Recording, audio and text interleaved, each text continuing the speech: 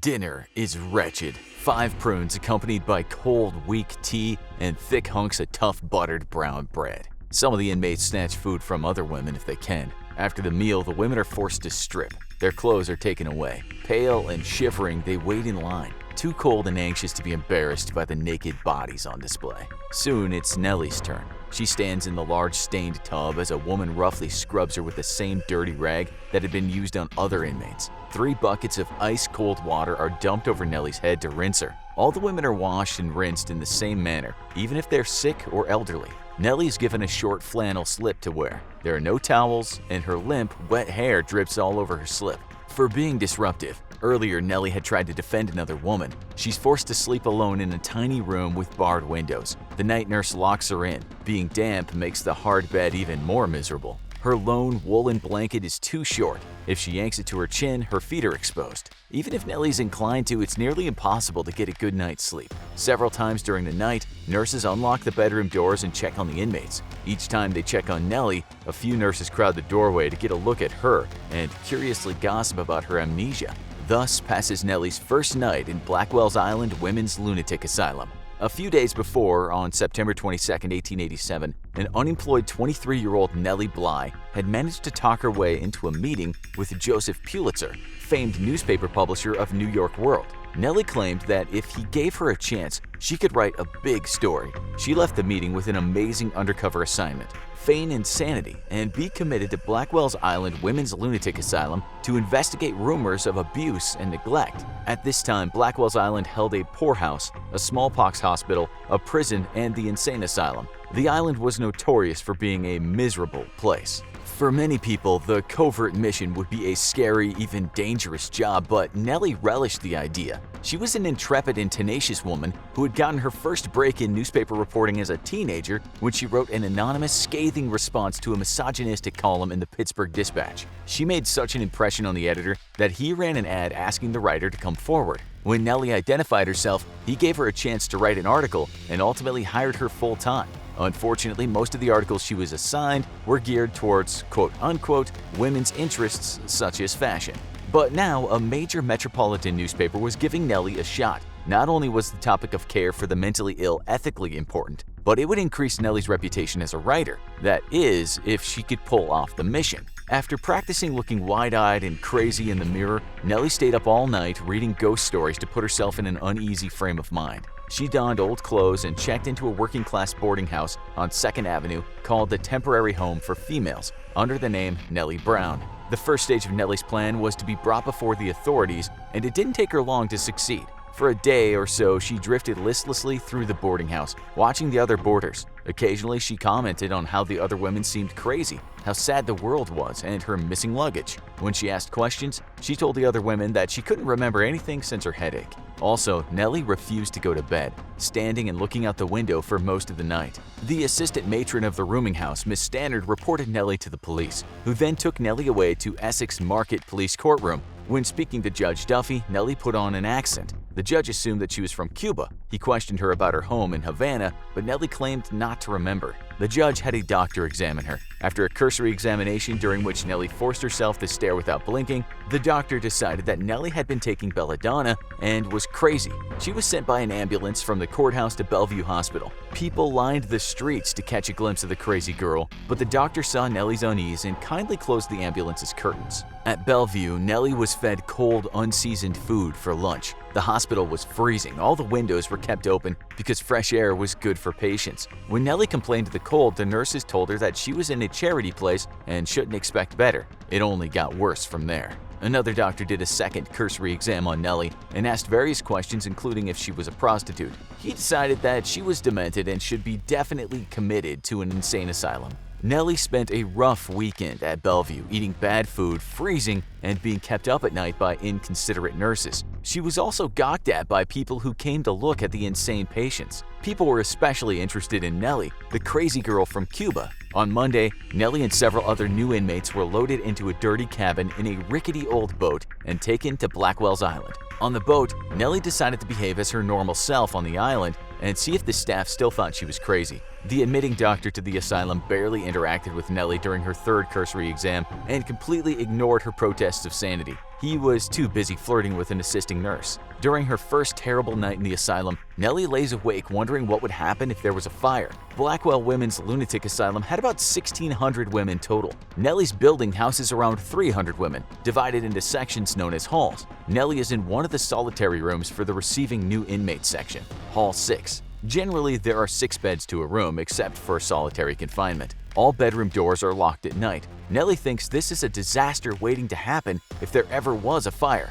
At the crack of dawn, Nellie and the other patients are woken up, forced to dress in thin, coarse asylum-issued black dresses before washing their faces with cold water and drying them with shared towels. Some of the inmates have bad skin rashes, and still towels are shared. Then their hair is roughly combed, plaited, and tied in a bit of red cotton rag by the staff. Nellie finds the hairdressing painful. Her hair is matted and damp from the night before. The nurses show no mercy either, impatiently jerking through tangles. One of the women has her own comb, but it's taken away and she's forced to have her hair done in the style and manner as the other patients. After a disgusting breakfast, where Nellie finds a spider in her piece of tough bread, the inmates get to work. They make the beds, scrub, and sweep the building. They even have to clean the nurses' bedrooms and care for their clothing. After the chores are done, the inmates are forced to put on white straw hats and shawls, line up 2 by 2, and go outside for a walk. The nurses from their halls guard their lines. For the first time, Nellie sees inmates from different buildings and sections. One group especially makes an impression on her. They are dirty, talk to themselves, or have vacant expressions. They're confined by a long cable rope fastened to wide leather belts around each of their waists. These women are most likely truly insane and have been deemed violent and dangerous. After a terrible lunch with a cold boiled potato, spoiled meat, and soup, Nellie and the other women in her hall are made to sit on hardwood benches in a cold sitting room. They're not allowed to talk. They must sit straight at all times and must not fall asleep. That night, Nellie is moved from solitary confinement to a bedroom with other inmates. But it's not an improvement. Instead, she now hears the tortured cries of other women, suffering in the cold. An older woman begs God for death. Another woman creepily yells, "Murder!" and "Police!" at random intervals. The next 9 days go much like the first. The inmates get up very early, are fed poorly, do their chores, take a walk, and then sit on benches. All the while, the nurses verbally abuse them. Sometimes they pinch, kick them, or use other physical abuse if the inmates don't move fast enough, complain about the cold, etc. The nurses frequently gossip about personal details of cases in front of other patients. There's one patient who's convinced that she's 18. The nurses tease her, telling her the doctor said that she's 33. They keep up the harassment until the inmate breaks down crying, saying that she wants to go home. Then the nurses scold her. She grows hysterical. The nurses slap her around. The inmate goes into a frenzy, so the nurses choke her and drag her away, smothering her and putting her into a closet. Later, when Nellie sees the inmate in a sitting room, her neck is covered with a string of bruises in the shape of fingerprints. This isn't the only time that some of the nurses go out of their way to harass and provoke patients into a frenzy before punishing them. Once a week, the patients are given a bath. It's the only time that they're given soap. Unfortunately, the bath water is used to wash one inmate after another without a change of water. The water is finally switched out when it's thick and cloudy. The tub is then refilled without rinsing and used on multiple inmates again. Towels are shared and clothing is worn over and over again. If a patient has a visitor, the nurses will quickly make her change into clean clothes before she's allowed her visit. On Sundays, the quieter patients, who were noted for good behavior during the week, are all allowed to attend church. There's a small Catholic chapel on Blackwell's Island. Other services are also offered. At random intervals, the same inmates are examined by doctors. While some of the doctors are sympathetic, most don't seem to care about the patients or take their concerns seriously. During this time, Nellie gets to know several inmates, and she thinks most of them aren't crazy. People are committed for flimsy reasons. One sickly girl thought that she was headed to a convalescent home. Other women are indignant. Some are immigrants who don't speak English. Many, including Nellie, insist over and over that they aren't crazy and demand to be released. They're ignored by the doctors, and such statements make the nurses abuse them all the more.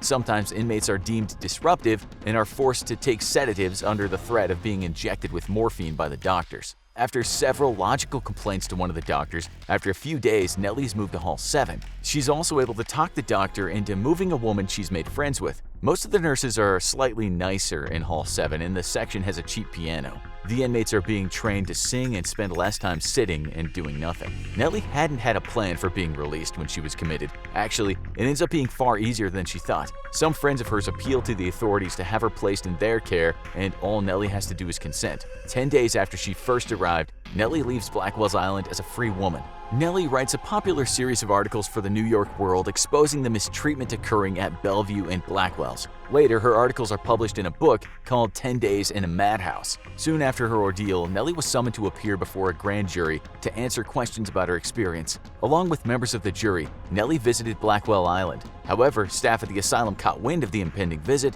and, of course, cleaned and improved the place before the authorities arrived. They also shifted around the prisoners, moving them to different sections, so Nellie had a hard time trying to track down women she'd gotten to know. The asylum even denied all knowledge of a Mexican woman that Nellie had met and said there'd never been such a patient. Still, due to Nellie's investigation, the city of New York decided to spend $1 million more per year on care for the insane. Beyond the money, Nellie alerted the general population to issues surrounding mental illness. Nellie went on to tackle many more interesting issues for her newspaper articles, becoming a pioneer in the field of investigative journalism. She went undercover as an unemployed maid trying to find work and revealed the shoddy practices of 2 employment agencies. She also posed as an unwed mother who was selling her baby and as a woman seeking to sell a patent to a corrupt lobbyist. Blackwell Island was eventually renamed to Roosevelt Island, and a sculpture of Nellie Bly will be included in an art exhibition slated to open summer 2020 on the former grounds of the asylum. And now that you reached the end of this video, why not keep the watch party going?